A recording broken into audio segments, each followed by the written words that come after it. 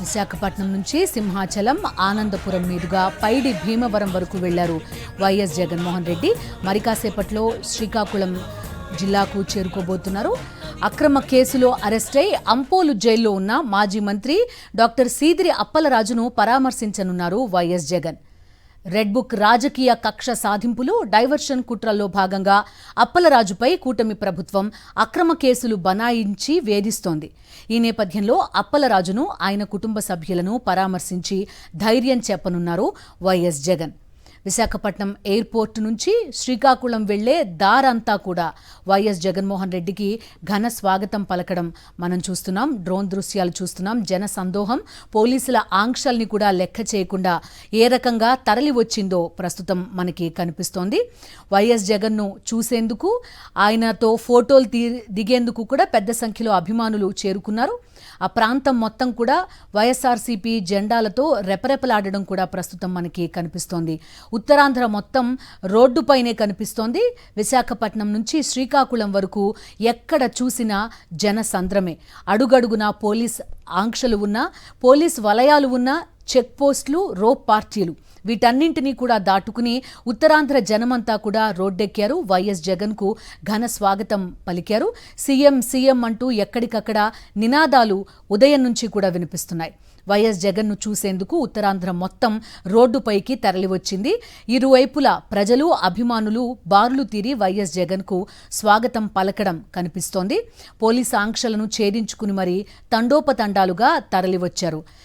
కూటమి ప్రభుత్వం వైఎస్ఆర్ కాంగ్రెస్ పార్టీకి చెందిన గ్రామ స్థాయి నుంచి రాష్ట్ర స్థాయి వరకు ప్రతి నాయకుడిపైన ఏదో రకంగా కేసులు పెట్టడం, వాళ్ళని జైల్లో నిర్బంధించడం, ఏ ఒక్క చిన్న అవకాశం దొరికినా కూడా వదిలిపెట్టకుండా వేధించడం మనం చూస్తూనే ఉన్నాం.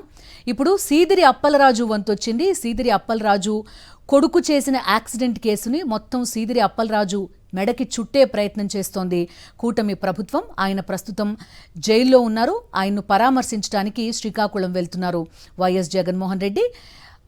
సీదిరి అప్పలరాజు కుటుంబానికి అండగా ఉంటాం, న్యాయ సహాయం మాత్రమే కాదు పార్టీ మద్దతు కూడా ఉంటుంది అని భరోసా ఇచ్చేందుకు శ్రీకాకుళం జైలు అంపోలుకు వెళ్తున్నారు వైఎస్ జగన్మోహన్ రెడ్డి. చూస్తున్నాం, పర్యటనని అడ్డుకోవాలని స్వయంగా ఎస్పీ కూడా ప్రెస్ మీట్ పెట్టి ఈ సభకు వెళ్ళొద్దు, లేదంటే ఈ పర్యటనలో పాల్గొనవద్దు అని భారీ ఎత్తున ఆంక్షలు విధించారు. ఆ ఆంక్షలు వేటిని కూడా లెక్క చేయకుండా రోడ్లపైకి జనం రావడం కనిపిస్తోంది. కాన్వాయ్కి 8 వెహికల్సే ఉండాలన్నారు. ఇలా రకరకాల ఆంక్షలు. అదేవిధంగా ఎక్కడికక్కడ చెక్ పోస్టులు ఏర్పాటు చేశారు. జనం బయటకు రాకుండా రోప్ పార్టీలను కూడా ఏర్పాటు చేశారు.